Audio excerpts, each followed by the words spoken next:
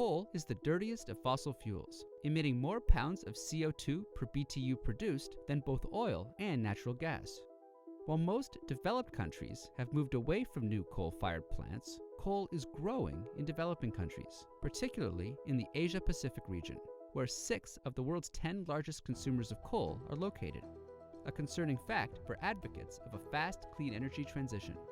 Yet, the Asia-Pacific region, along with the continent of Africa and most of Latin America, is ripe for geothermal development due to widely available and shallow geothermal resources.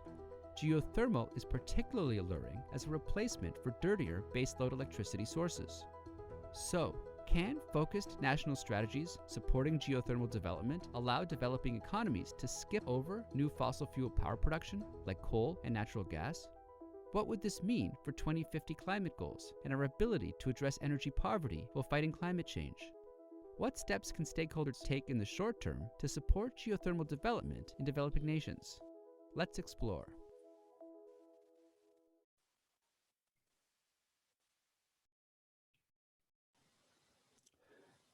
Hello, and welcome to this Pivot 2021 session where we're going to talk about geothermal energy in developing nations and the way of geothermal energy as pathway to green baseload for these nations.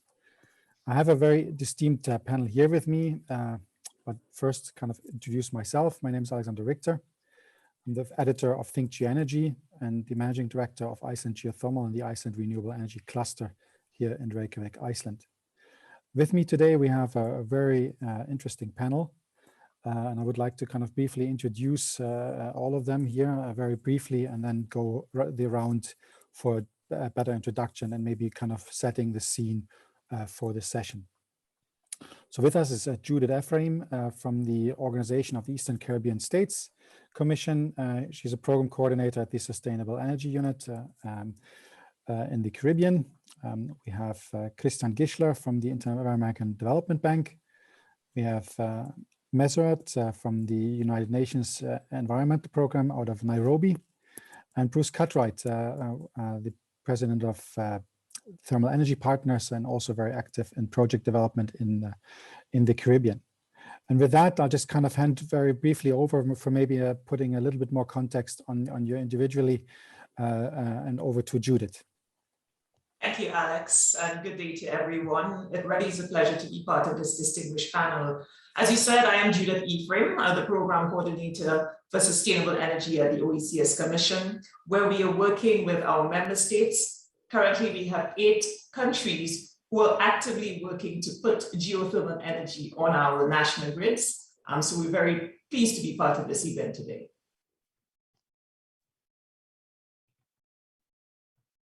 And over to you, Christian. Thank you, Alex, and thank you to our colleagues of Pivot for having me this morning. I work for the Inter-American Development Bank in a special group called the Mining, Geothermal, and Hydrocarbon Special Group. And the idea is to promote geothermal and essentially how to combine geothermal as a way to decarbonize heavy industry, the oil and gas industry, how to promote more baseload power, things that basically we'll talk in this panel. So very happy to be this morning with you. Thank you, Christian. With that, over to Montserrat. Thank you, Alex, and thanks for having me today with you and with the panel. And I'm really honored and privileged to be here. My name is Montserrat, and I work for the United Nations Environment Program, basically as a regional energy program manager in the whole Africa. Our focus is to really see how the renewable energy can really drive all the catalytic sector, not only for electricity, but the other like agriculture, food, and others, security, and also in the context of using as a baseload for those with hydro, and also for others as primary energy resources for the contribution of socioeconomic development in the continent. Thank you, Alex. Over to you. Thank you. And then over to you, Bruce. Thank you, Alex. And as everyone has said, it's a privilege to be here with this august group.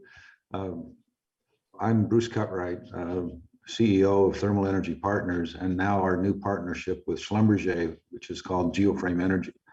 We've been active in the Caribbean particularly Judith, the Eastern Caribbean, for about 20 years. The key things that we're looking at is exactly what the topic of this conference is about. How can we help small island governments and larger governments as well avoid the problems that fossil fuels have caused for the more developed nations, and really ease the transition that provides no economic penalty for moving away from the easily accessible fossil fuels to a more independent energy source that provides better security and better reliability. Alex. Thank you. Like I said, I'm very honored with this distinguished panel here, and I'm actually kind of having written pretty much about all of you in different news pieces over the years. It's definitely great to see, and there's a lot of development. And I guess in all the discussion about geothermal recently, we're talking a lot about technology and development and discussions in the Western world. And I guess a little bit the topic of geothermal energy in the developing world goes a little bit under, unfortunately. And for that matter, kind of your experience and your view on the market right now is I guess probably most important, and maybe making the round a little bit. I mean, you know, in the Caribbean, we've seen a bit of waves up and down in interest and discussions about projects. We've heard some success stories. There are upcoming tenders. There's some less fortunate news of projects, but a very wide kind of discussion going on. So that's very interesting. Kenya, naturally, or in Africa, in Eastern Africa, a lot of things happening, which we maybe don't hear enough about, but very exciting. I mean, just the recent news of Kenyan wanting to double its capacity in geothermal kind of shows also where things are going. I mean, in the Latin America context, definitely in Central America and in South America, even things are picking up. I mean, maybe Christian can touch upon that, and I guess Bruce with his project and the partnership also with an oil services company. So that basically covers a lot of these really interesting discussion points that I would like to engage in this panel today. So maybe kind of briefly from your experience, going maybe briefly through the regions where you see most things happening, and maybe you're starting with Montserrat in East Africa, the current focus points in East Africa and geothermal. Thank you, Alex. Actually, the scenario in Africa is different, where I can put that the fastest growth in geothermal development is currently being undertaken in Africa, especially in Kenya and Ethiopia. Maybe you can say why. Because if you see now, the African countries are now responding to the global and actually to the continental development policy processes, responding to the combination of the adoption of 2015 Paris Agreement climate action. Basically, about 48 countries have already ratified the Paris Agreement out of 54. The Sustainable Development Goals of 7, and also the designation of the United Nations of this, Sustainable Energy for All. And the African Union Agenda 2063 is also all countries, African countries are already just putting together their development agenda of 2063 to harness all Africa energy resources to come up to renewable and environmental friendly energy resources. So due to these facts, you can see that Kenya is really leading now, where it has an installed capacity of about 865 megawatt, but it is actually a new project is now on the pipeline of 83 megawatt is due to be commissioned by Kenyan in August 2021. Not only that, if you go to GDC, the Geothermal Development Company, they have drilled steam equivalent of about 63 megawatt at Meningai site as of today. And the power plant construction of the 105 megawatt is really attracting the IPPs, and also they have in parallel the exploration drilling is currently being undertaken in other fields like Paka and Korosi. This is only in Kenya. Let's go to Ethiopia. I think they have been doing this exploration in many years, but now you can see that the IPP and also the public entity is dramatically that increasing the resource exploration and going to the development. So the Ethiopian Electric Power is currently drilling appraisal and production in Aluto for about 75 megawatt. We have IPPs, the Korbeti Geothermal Limited, they are going to commence drilling in 2021. The Tulumoye also now they are there with about 500 megawatt at a stage of 50 megawatt. And this you can see that it's not only the IPP coming, but also the PPP and others are really coming ahead. The Djibouti one, you can see that active drilling is currently ongoing in Djibouti, in Assal and in Galele Goma, with hope of power project in the coming years. So you can see that all these countries and others like Tanzania and Uganda, not only for power generation, but now they are also focusing on direct use application.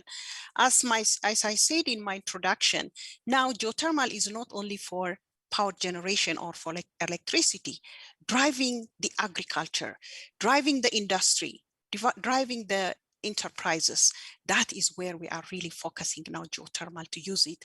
What makes geothermal very attractive in Africa is its modular nature, because we go for decarbonization, democratization, decentralization, where it is a future of Africa if we really want to really get access to all electricity. Maybe if you allow me, I can give why it's happening here, why we are having a huge amount of IPPs now in Africa, because you can see that 10 years ago, when I joined UNEP, there were no, I think maybe one or two private sectors here in Kenya, but you can see now in Djibouti, in Ethiopia, because there is a policy aspects that really coming up, and also the financial parts where there is a technical assistance like the UNEP-ARGEO, the Iceland Ministry of Foreign Affairs, the USAID, JICA, and others are really helping the New Zealand geothermal facility, and others are really helping the technical assistance. Not only that, even the development financial institutions, African Development Bank, World Bank, EIB, the German Development Bank. So these are the issues that are really coming.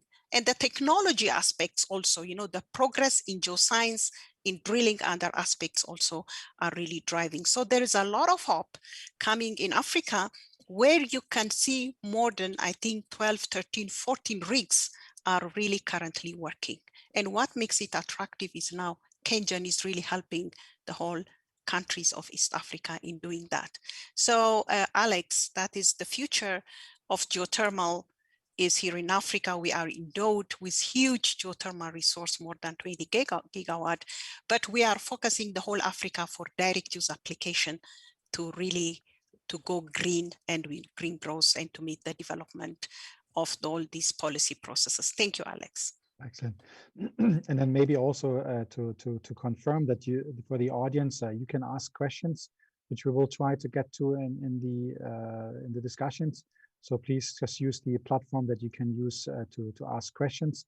And maybe kind of to highlight a fact here that I probably missed in the beginning, the different differences in the individuals here representing their organizations. Actually, we have a development bank, we have a government or government organization, we have the UN here involved, and we have a developer. So it's actually really interesting aspect to kind of play around. And I guess also based on the discussions we had in the past, the notion of geothermal as a wider opportunity beyond electricity, and actually is also a very interesting aspect.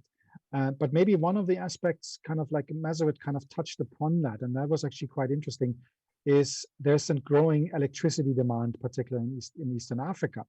And that is driving a lot of development. So it's not replacing current technology, but it's basically building something new. So in that sense, kind of going directly for renewable energy. And maybe with that to the Caribbean and to the question of, let's say, the current electricity demand or the current electricity generation versus the planning for new capacity. And in a sense, how competitive geothermal is that? And maybe that's then a question to Judith. Thanks, Alex. I think for us, geothermal has always held a very special part in our hearts in terms of our energy mix. The Caribbean really is almost totally dependent on imported fossil fuels, and this is not sustainable. When we look at the resources available to us, we have quite a bit of renewable energy potential. But I think single-handedly, geothermal has the potential to transform our economic and our energy landscapes. And I think this is the realization that has kept our interest in geothermal, even if over the years, we have not had the success that we would have wanted at the rate that we want. But I think now we are well positioned because geothermal really presents a number of unique benefits or advantages to us. As small islands, we don't have a lot of space when it comes to land. So for a lot of our other renewable energy technologies, we always have competing land interests. But geothermal represents the base load, and because of its small footprint, I think it has always been something that is very special to us and something that we are pursuing. When we have looked at our projections for the future in terms of energy demand, geothermal could meet quite a substantial amount of this demand. In some cases, based on the scientific information that is available, some of those islands actually have more than the local demand. And so there are opportunities even for export in the future when it comes to geothermal. Even going back to our obligations under the UNFCCC and our NDC, nationally determined contributions, geothermal energy is really emphasized. And if we have to meet those goals, we have to really produce some electricity from geothermal. So I think for us, we are putting in the measures that will help us to achieve this. I think we are inspired by regions such as Africa, as Meritus just showed here, because it means that it can be done within the developing island context. And we are working on our policies, we're working on our legislation, we are building our capacity. A lot more of our young persons are going to study geothermal engineering. And we think that together, once these pieces come together, the financing, we have a lot more partners. We are also looking at direct use. We can position geothermal to support both our economic development, also our resilience, and of course, meeting our demands, our growing demands for energy, using a clean source of energy. And that may be kind of to Bruce then the question. I mean, you're developing in a concrete project in the Caribbean. And I guess from all I remember, it's the electricity demand on the island is less than what you could produce essentially as a potential. Kind of how do you see the current situation for you as a developer in the region? What Judith said is exactly right, Alex. In fact, every island that we've looked at has more capacity than the current demand or even the projected future demand of those individual islands. So what's really on the doorstep of beginning is creating an inter-island intertie system. So for example, Antigua, Barbuda, they are off the hotspot, the plate boundary, but they're within 30 to 40 miles of St. Kitts and Nevis, Montserrat, other islands that have a huge generating potential. Montserrat, after the eruption in, what was it, 2009, 2010, lost about 2/3 of their population. And so the demand on Montserrat is really quite low. It's only about 3 to 4 megawatts, but yet they have a generating capacity of well above 100 megawatts, as Judith mentioned. So this large capacity and uneven demand throughout the region, that represents both an opportunity to develop the generating capacity and to implement a wide area intertie connection. In Central America, that was one of the big projects a decade ago, was looking at how the Central American countries could be connected and then even out the demand and really promote growth for the entire region.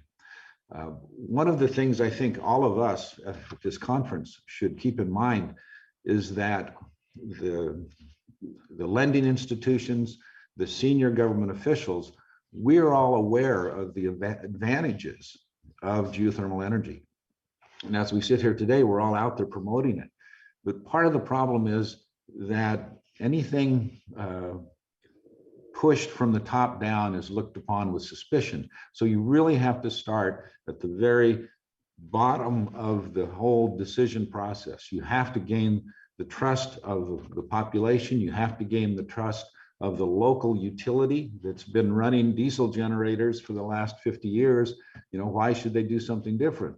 Even if most of those generators are in such poor shape that they only operate about 50 to 60% of the time, partly due to poor maintenance, but partly due to the logistics chain that is necessary to keep fossil fuel generators, whether it's heavy fuel oil, whether it's diesel or any other of the fossil fuels. They take a lot of maintenance, they take training and understanding to make them work right. And so the simplicity of geothermal, particularly binary cycle engines, which are really one of the most efficient generating systems that we have, to convince the existing utility managers that this is a better idea, that's an educational process. And so the four notes I wrote here that I would like to talk about today is the first is education. And that's really at the most basic population level and utility level of wherever these projects need to go. I think the last 2 decades, we've been successful for the senior decision makers, for the senior investors to really understand the utility. But right now, we still have lots of education at the most basic level. And unfortunately, or fortunately, I end up spending an awful lot of my time educating the potential customers of why we're a good idea and how the transition can occur without a major economic disruption to the local government or population. Alex. Thank you, Bruce. I mean, and with that, Christian, I mean, you have, as part of your development bank activities in the region, I mean, the Caribbean, the whole Latin America, you've done a lot, particularly in the information gathering, the information representation and promoting of geothermal. Maybe kind of like an update on the certain aspects maybe that you have done. Yeah, like Bruce said, some of the educational aspects of geothermal and the works and how you see the region, you know, with regards to geothermal. Thank you, Alex. And basically, we have done a lot in the last years, and let me tell you a little. The IDB has a new vision, the 2025 vision, and it has 5 pillars. And those 5 pillars are very linked to geothermal. So one is, for example, regional integration. We have 2 areas in Latin America that share a same reservoir for geothermal. One is in Ecuador, one is in Colombia, the other one is in Nicaragua and Honduras. They both share the same reservoir. So potentially we could have 2 binational geothermal projects. We also have the vision of promoting more SMEs. In SMEs, we look at the possibility of promoting geoscience, drilling, services for the drilling, for the erection of plants, as of the driving forces that we see for geothermal. And as Montserrat said, not only for power generation, but also for provision of heat, particularly for the agribusiness. So we're into that. We are also looking into gender and equity for the region. Many of these places where we have geothermal power are in indigenous communities.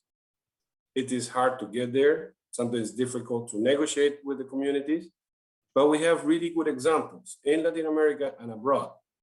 One of those good examples is the Mokai project in New Zealand, where the Maori people basically are co-sponsors of the project. We want to use examples like that to promote geothermal in Latin America, where we have several indigenous communities, particularly in places where the geothermal reservoirs are located. The other area is, of course, climate change. And in climate change, what we can do with geothermal is tremendous. From decarbonization of the coal industry, being really a competitor of coal, a competitor of natural gas. So really taking away those fossil fuel sources of power. And the possibility of, as we said before, low enthalpy for district heating, for agribusiness, and more recently, hydrogen, particularly green hydrogen. And one of the ideas that Bruce and Judith was talking about, the Eastern Caribbean, we're looking at also, looking at the possibility of transforming that excess power into green hydrogen eventually, and eventually using that as a route to export that excess power. And the same goes for the rest of Latin America. Remember that in the past, we were always thinking about the electric market where we wanted to sell that power. And after COVID, we had a shortage in demand in many of Latin American Caribbean countries. So there was no really an additional market where to sell to if you were interconnected, or domestically to produce more power, or the incentive to produce more power. But green hydrogen gives and opens a door, a huge opportunity to really export that excess power, convert that power, and export to Asia and Europe. So very important things to think about. Over to you, Alex. Thank you. And I mean, this has been a lot of the discussion between many of us, is essentially understanding that, I guess, and that would also kind of play into the developers, is creating additional revenue streams to make projects more independent of, let's say, electricity, only electricity or something else, but creating a different economic model for these projects. Like you said, the idea is to produce something else in times when you cannot sell electricity, or to store electricity or energy in that context, I think is very crucial. And I think in that time, and that element, and maybe also kind of in the context of this conference, is bringing a little bit the discussion on the oil and gas sector into the equation, and the discussions of new technologies and the sudden interest of some of the oil and gas players. I mean, we've been discussing a lot about technology, we're talking about investment, but we're seeing increasingly really interesting projects. I mean, even though they might not be big, for example, in the context of Colombia, where an oil and gas, or an oil company, an oil exploring company, basically set up small power generation units with their operations. It's not a huge step, but it's an important step, highlighting that you can do something with geothermal, even though it attaches to something else. And I guess that's also maybe kind of to discuss with you in that context, is understanding that how is geothermal going to be part of the energy mix? Like, my understanding is it will not be the sole source of an energy mix, but it will always play with the other aspects and the elements. What's your take on that? And I see Bruce is quite eager to jump in. Yeah, Alex and Christian, you're exactly right. This is the key thing that I think we overlook sometimes. For an effective baseload generating plant, what you really want to do is design for the peak demand. And what that does is that leaves a huge generating capacity that's unused during average or minimum demands on a diurnal basis and also on a seasonal basis. So what Christian alluded to is exactly what we need to be looking at. Geothermal doesn't just have to be a baseload power. Geothermal can also be load following by simply managing the flow from the wells or the flow through the heat exchange systems. So you have excess generating capacity. You can use that to drive the generation of hydrogen. You can use those off-peak capacity to run desalination plants. And the big, huge emphasis that's going on today, we just lost a project 2 weeks ago to General Motors, in which there was lithium recovery from the geothermal brines. The power and the potential profit from the power generation was secondary to the profit that could be made from the lithium recovery from the geothermal brines. General Motors came in and bought that project out from under us. They thought it was a great idea. So this competitive nature of geothermal, in which it brings all these ancillary opportunities, is one thing that I don't think we've emphasized enough. Certainly for independent power producers, it's an opportunity to increase the profitability of a project, but from a pure policy standpoint, it represents a much greater opportunity for economic benefit to the country, to the government where the generating plants are. So Christian, absolutely. Green hydrogen, blue hydrogen. I think we would, there's this controversy of green and blue hydrogen. I think if we're generating hydrogen from green energy, it's going to be very attractive in the marketplace. Alex. Absolutely. If I may jump in here, the other big factor is innovation. And what you're alluding, Alex, in Colombia is actually innovation. And this is the fifth pillar of the vision of IDB. And if you think about it, we got, or we're starting a conversation in El Salvador, where the government had a discussion with the cryptocurrency, so that the geothermal power in El Salvador could provide the source of energy for the mining of that cryptocurrency. I mean, look at how far this can go. It's unbelievable. And in Colombia, as you said, Alex, we have a phenomenon that has been there for a while. In many oil and gas plants, particularly the ones onshore, you drill, you extract the oil and gas, and once that oil and gas is not there, you are basically left with water. And that water is usually hot water. And that hot water may be even over 100 degrees C. So we're talking about medium, low enthalpy, but it's an incredible amount of power that is there. So we have that in the oil and gas industry, and also in some wells in Mexico, which have been there for a while. So the point is, we can harvest that heat, turn it into electricity, turn it into hydrogen, and from something that was eminently fossil, we can now go from a oil and gas field. Now we can produce green hydrogen. So it's incredible. Yeah, I mean, there are definitely interesting aspects. I mean, we've been talking about extracting. I mean, people talk in the oil wells basically producing up to 60-70% water.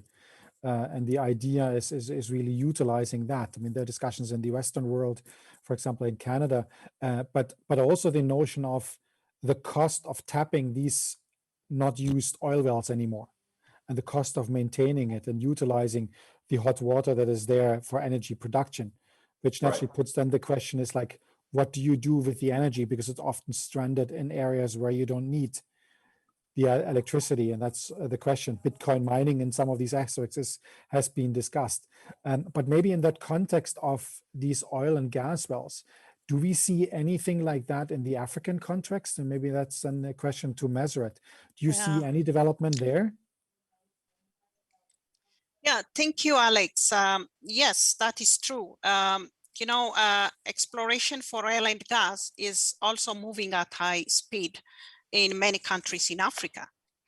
Like new discoveries are being made regularly, like new frontiers for oil and gas in the geothermal countries, that is including Uganda, Tanzania, coal in Kenya, and in Ethiopia, Somalia, Malawi, Mozambique, and DRC. So these are the new discoveries that they really see the oil and gas aspects. But however, one thing what we should really keeping in mind, and when I just even mentioned in the first intervention, is one of the things what we are really, the African countries are really focusing is on the green growth and how the geothermal energy or the renewable energy is really is enabler and a pathway towards addressing the social, environmental, and economic challenges. That is also the costs of these areas through an integrated approach. One, we need it by, just to provide the equal energy access to countries, not only just but on-grid based electrification, but the decentralization is now the future way of providing energy access to Africa. That is one of the really issues. And this is mostly with the path of a future clean renewable energy development, because the geothermal can really help to leapfrog the dirty fuels of the past and with a future of clean renewable energy. So I think this is now what we are really seeing instead of the oil and gas, and going to green, and also try to see the least cost power development master plan. That is also the energy mix is also happening in that context. If you see now, like Kenya, they have coal, but they are really going to green, to geothermal exploration. And then geothermal is now the least cost power development master plan. It is there. So they are really focusing on that from the social aspects, from the environmental aspects. Now, the energy and climate change, and all countries going to the Paris Agreement, ratifying it, and going to their national determined contribution is now the main aspects of focusing on these aspects. So if they are not able to use their geothermal resources, are not developed, of course, the countries will be forced to use their fossil fuels to really go for that. So you can see that there are certain countries really going for oil and gas in Africa too. Over to you, thank you.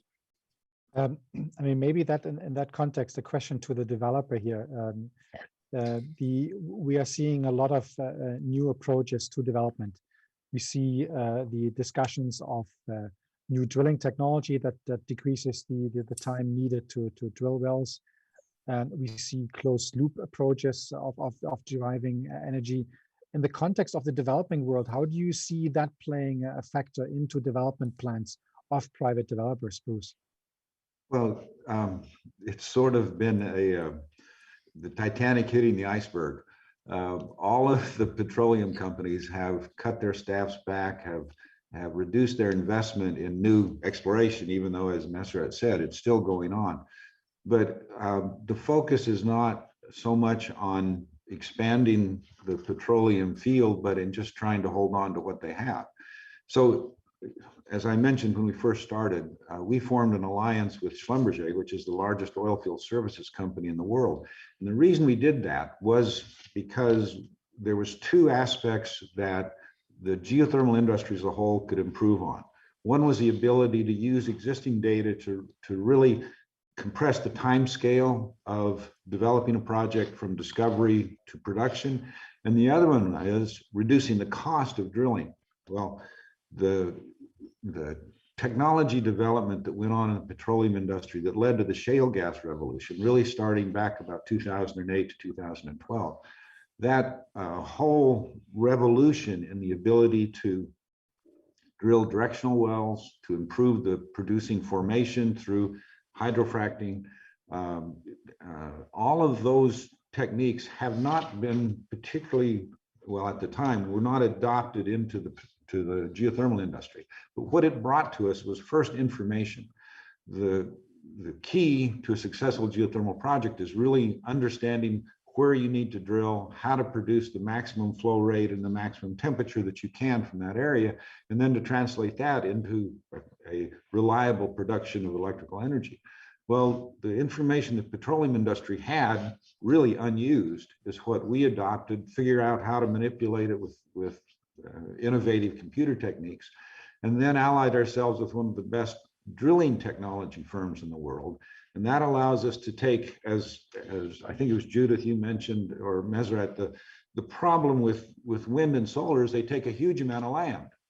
But you can take a geothermal plant, drill all your production wells from an area as small as 1 or 2 acres, and yet reach out 5,000, 7,000 feet horizontally from where the surface plant is to tap into different fault zones or different high temperature zones to produce power at that one site. So the economics of being able to, in essence, use the subsurface space much more effectively, that was the key breakthrough that the petroleum industry brought to the geothermal industry. Information is key. And one of the innovations is being able to really understand how they gather the information, how to access it, and then how to put it into computer systems that you can really illustrate and make decisions that make economic sense from that information. So we're seeing Schlumberger earlier. Well, yesterday we had speakers from Baker Hughes and from Halliburton. All of these technology companies that have been in the petroleum industry see geothermal as a natural transition. And I gave a talk to the White House sustainability officer earlier in the week and described geothermal as the full employment opportunity for the petroleum industry. It's a problem. You can't lay 50,000 people off in an industry and think that it has no economic impact. So if you can transition those skills that they have to producing renewable energy, green energy, then that benefits everybody. Alex. I mean, and with that, I just wanted to kind of get to the ton of questions that I'm getting here in the background and trying to involve here everyone. But I think here come a few questions that are specific to East Africa or the Caribbean. But I think maybe to keep this relatively general, and the question really is the strategies for international cooperation. And in particular, working on the harmonization of policies and regulatory frameworks. And I guess that is a question. I mean, I know that Montserrat can talk about this as well, but maybe the question to Judith as part of like an intergovernmental group, in a sense, how can a region harmonize kind of so it becomes easier for developers or for development? And maybe kind of Judith start, and then maybe Christian can tap a little bit in, because I guess the development banks have also a political role to play in one way or another. Judith. Thanks, Alex. And Alex, if you just permit me, let me not to belabor the point, but I really like the whole subject about linking geothermal and the oil industry. And I just wanted to bring the dimension, for instance, that is being considered in Guadeloupe. And Guadeloupe is the island in the Caribbean where we have an operating geothermal plant, and there are plans for expansion. But they are looking, for instance, to see how geothermal development might support the transportation sector in the near future. I think we can well recognize that the transportation sector is actually a major consumer. In some islands, it's almost 50% of energy and oil consumption. And now there's this whole move towards e-mobility. And I think we have already looked at supplying the electricity for e-mobility via renewables. This would be the preferred option. And a lot of the discussion has focused on PV, for instance. But Guadeloupe is, for instance, looking to see how their geothermal expansion might support e-mobility in the future. In the case of Dominica, where we have a substantial amount of geothermal resources, quite a bit of potential, they have about 9 sites which could possibly be developed. They're also looking to see how that might support industry. So could geothermal energy support a green or eco-industrial park? I think these are the opportunities that geothermal presents to our region. The Caribbean is an area that is quite attractive for investors. In this COVID pandemic now, we have had to reinvent and re-evaluate our economic activities. How can we develop economies that are not so dependent on tourism? How can we attract investors? And I think if geothermal energy can serve to reduce our energy prices, which are primarily based on oil, then it would allow us to attract a new set of investors that would promote development. But to answer your question in terms of how the regional approach is, I think we have, within the Caribbean, we have really understood the benefits of this. I know East Africa has done quite a phenomenal job, but within our context, each of those islands is so small in terms of their human capacity, for instance, their institutional capacity. No one island would be able to produce all the technical resources that are needed. And so this presents a very ideal opportunity for us to collaborate. And this collaboration has to really extend beyond just discussion. We see it as an opportunity for us to share experiences, for us to coordinate with financial and technical resources. And we've already begun doing this. So for instance, we have had some regional approaches when it comes to capacity building.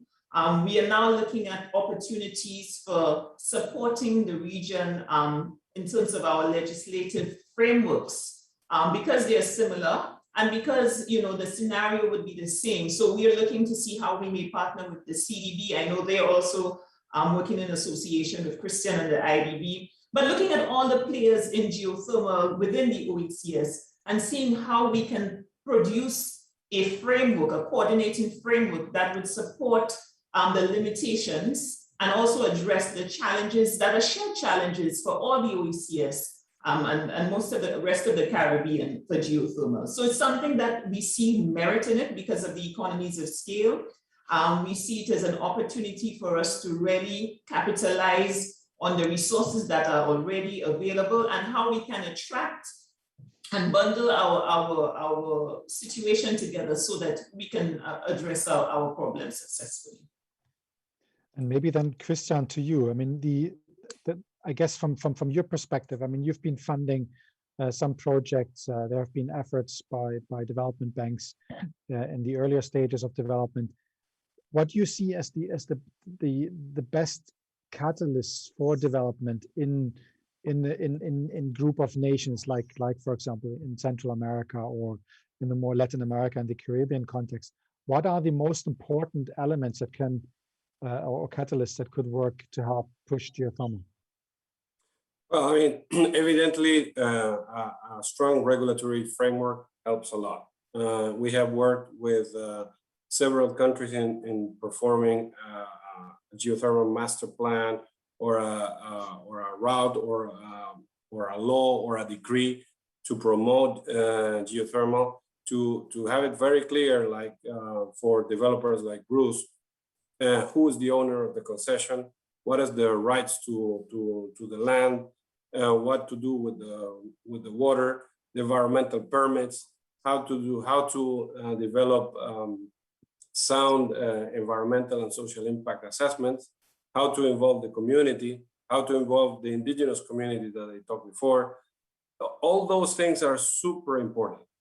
If we don't do them, today there is a capacity to stop a project, literally to stop a project. And you can invest millions of dollars in preparation and even drilling, even in the plant, and then you can find your project literally stopped, even if it's geothermal, even if you're producing green power.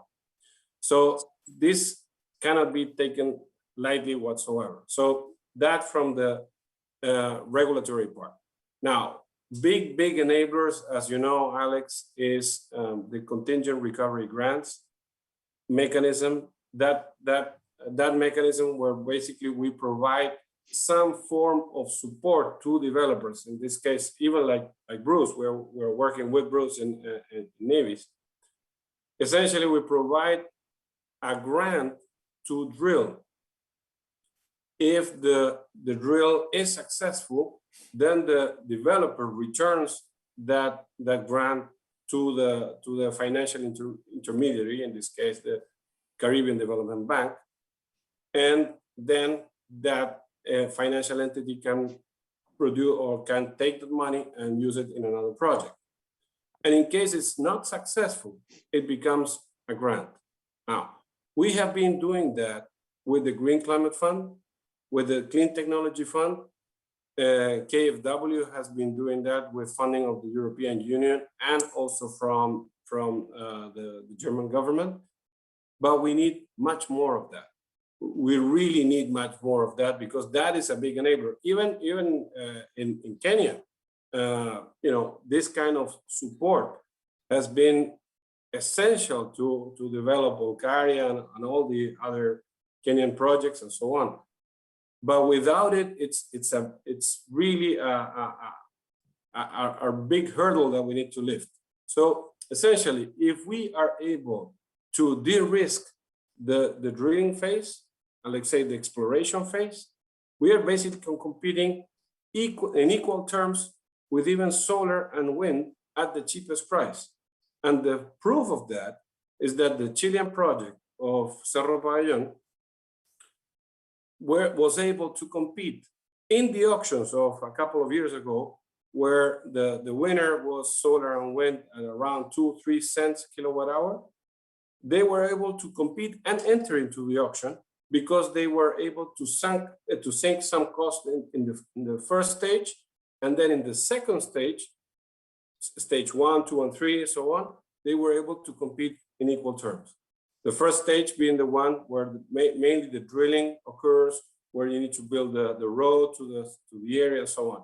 So there are ways to make it more competitive, but this type of funding is crucial. On to you, Alex. And I guess additional revenue streams that could make the economics of a project different, of course, are also then a crucial aspect. And I mean, one of the questions, I mean, and I know we've discussed a lot in the Latin America context, is the valuation of geothermal and its green credentials as part of policy, and understanding that it's not purely on the price per se in auctions, but there also needs to be some kind of bonus element with regards to baseload, the baseload attribute of geothermal. And that's often missing in the discussions, in the evaluation of policies and by governments. And one of the questions basically as part of this conference is also, with regards to building new capacity in the competition, often developing countries kind of go for the cheapest road. And cheap in that context is short-term cheap, without kind of looking into the elements. How does that play a role with regards into the policies and the evaluation? Maybe that's then a question to Montserrat here, in a sense of, let's say, Kenya. Kenya is particular, but also in the other countries. I mean, we see Ethiopia could easily go with wind and hydropower projects. And where does geothermal fit in that, in the price aspect? Thank you very much, Alex. I think it's a very good question. Basically, now the issue of keeping the energy mix is very, very much important, because the diversification of energy resources is really meeting the need or the fastest growth of economy in Africa as a whole. And for that, I think the African countries, particularly the government, has really recognized that energy is an enabler and a critical path to drive the socio-economic development of that continent. In that context now, the countries are really putting together actually all energy resources they have, and also as a regional way of putting an integrated way of energy integration towards sustainable development in the continent. That is what they are looking for. So in that aspect, first countries look at what kind of indigenous resources they have at home, without just looking at, just abroad or next door to the neighbors, in order to secure energy. So the energy security is very important. In that aspect, like Kenya, as you see now, geothermal is, in relation to hydro and other renewable energy resources, is considered to be the least cost option. And where you go to Ethiopia, like they have a hydro, of course, wind and solar in other parts of the country. But now putting all these countries together, they have actually a regional power pools where they are putting all kinds of energy resources together: hydro, wind, solar, and also actually the bioenergy and all other aspects, particularly in this green growth or green economy aspects, and putting them together. And countries are just really going for that kind of development. So where does geothermal play in this role?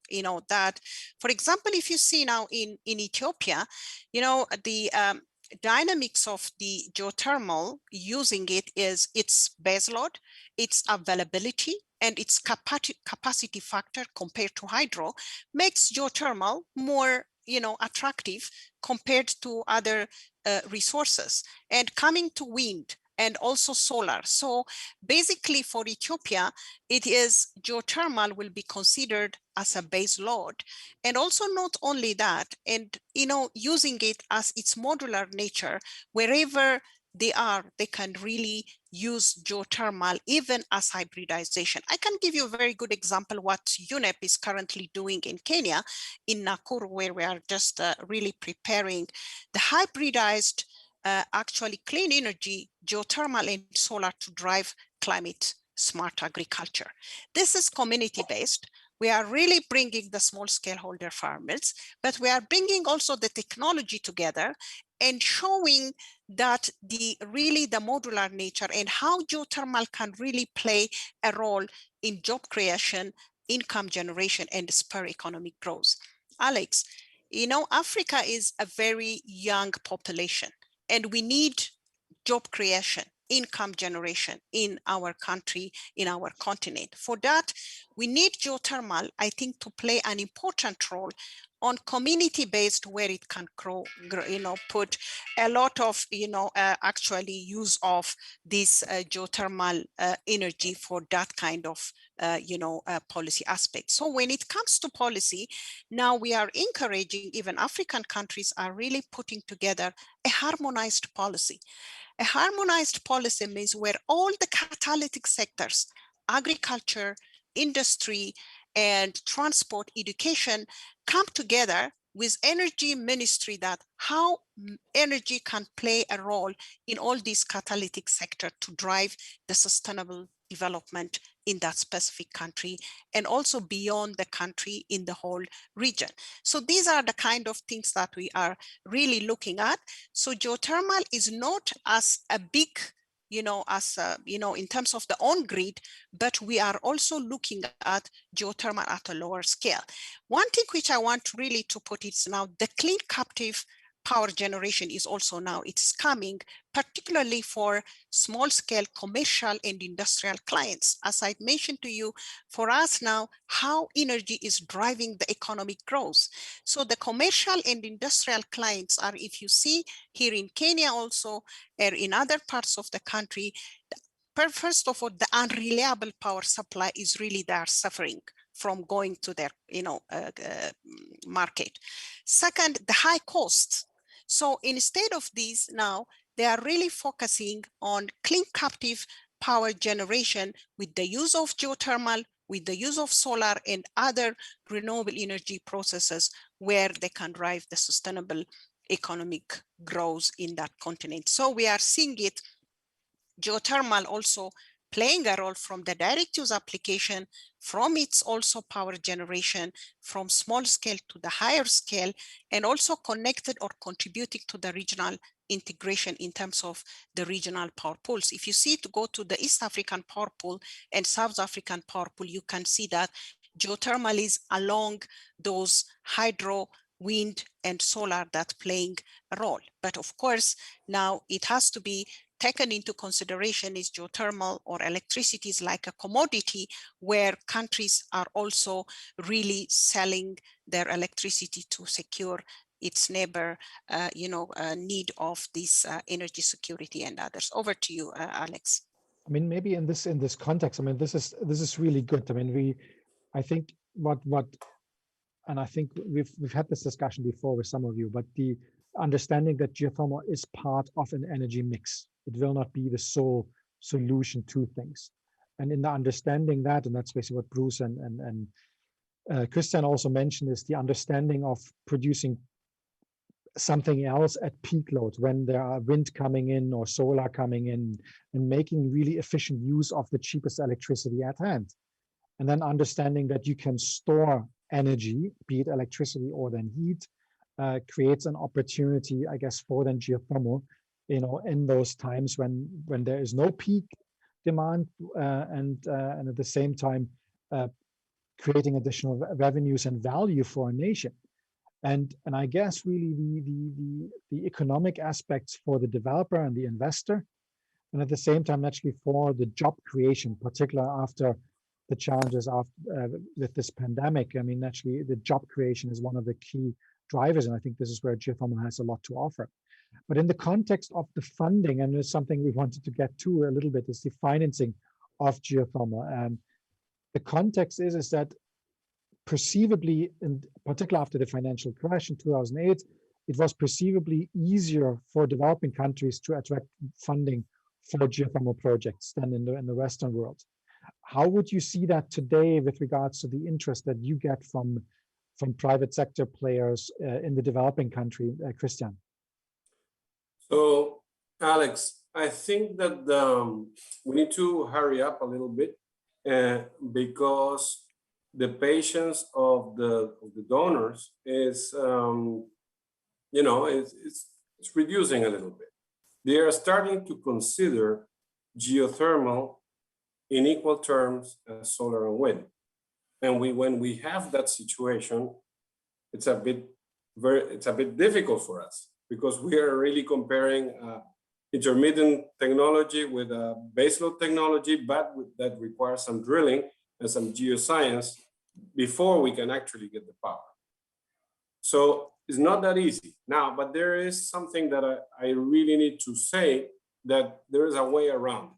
And the way around it is also to present geothermal as an adaptation to climate change technology. And we haven't stressed that point a lot.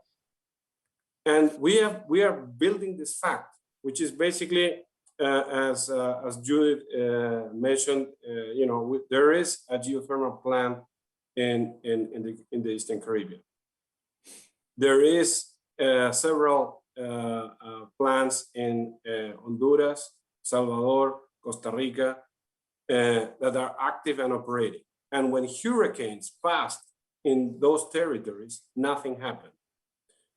The geothermal plant existing in Chile exists at 4,000 meters in the driest of possible places on Earth, and nothing happens.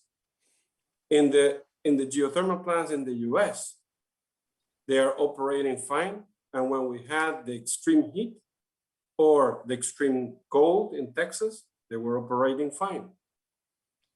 When we have floods or we have droughts, this technology is resilient to big storms, is resilient to big weather coming in and destroying a lot of competing infrastructure, wind and solar. And we haven't stressed that point a lot, and we need to do that. And if we do that, then a magic door may open, which is the door to the adaptation of climate change. And there's where we can really go and tap for more funding for this technology. So essentially, so to summarize a little bit, there's the patience of donors with regards to how long it takes to develop a geothermal project. That's a challenge, right? Yeah. The other aspect is that we as an industry need to be better in positioning geothermal, not necessarily against others, but highlighting the values provided by geothermal. Correct? Exactly. It was always about mitigation, but we never really thought about adaptation. What can a geothermal plant in the Eastern Caribbean, perhaps if I can ask a question to Judith, but what would it mean in terms of resilience? You see, it is a super important fact, and we haven't stressed it too much. If I could just jump in there, Christian, you've hit the nail. And if you would recall the situation in Dominica after Hurricane Maria, Category 5 hurricane, and immediately after this, Dominica set out its plan in terms of recovery and resilience, and geothermal was very, very prominent there. They have seen what geothermal can offer them in terms of economic development, but in terms of, if we look at the amount of devastation they had in terms of their energy supply, they have already taken measures to make sure that such measures, such conditions no longer happen. They have looked at their plans for the geothermal plant, and they have made them more resilient. They've made some design changes. But I think just overall, they recognize that in terms of resilience and in all its form, economic, social, as well as climate resilience, that geothermal has a strong part to play in there.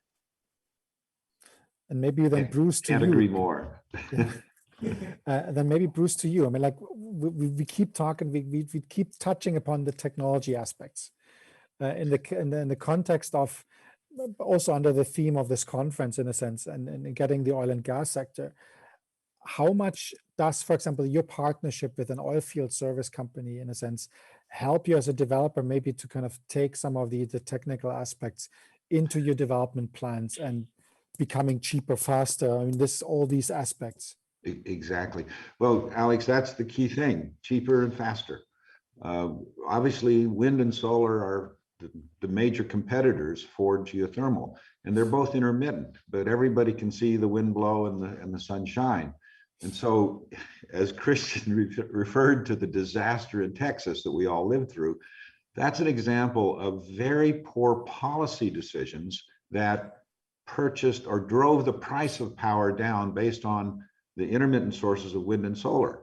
Well, when what we call the snow apocalypse that hit in February here in Texas, 48% of the generating capacity of the state dropped offline.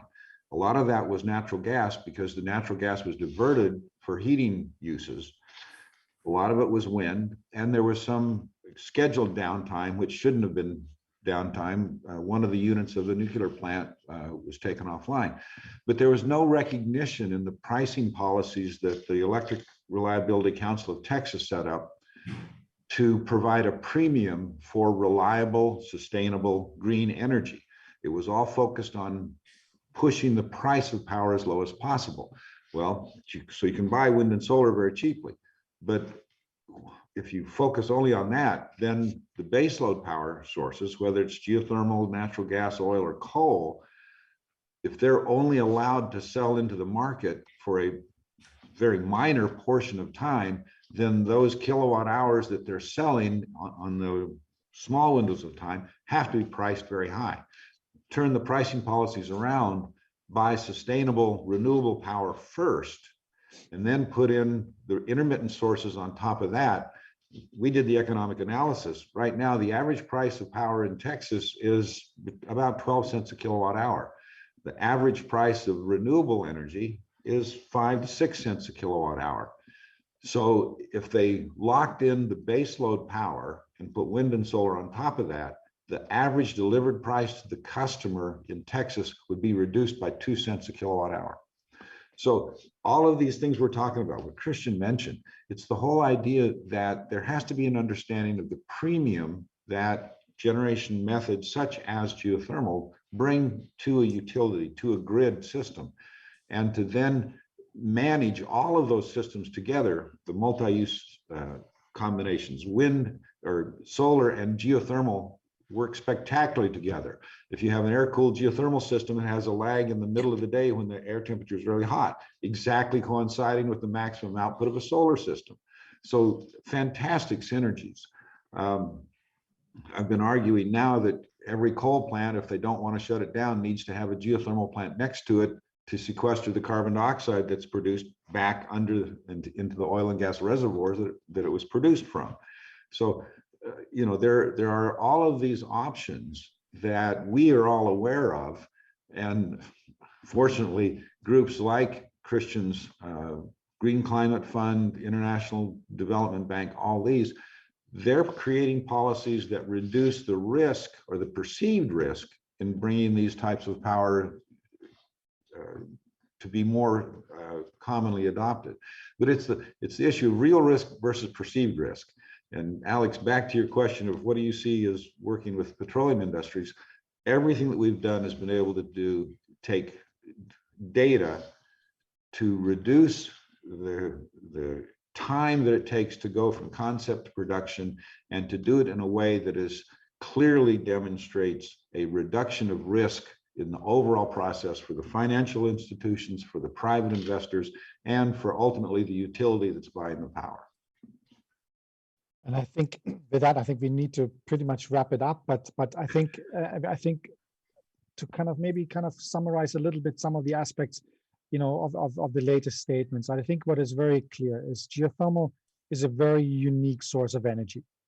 It provides not only the opportunity of producing electricity, but it basically, even after it produces electricity, there's enough heat that constitutes a source of energy for different applications.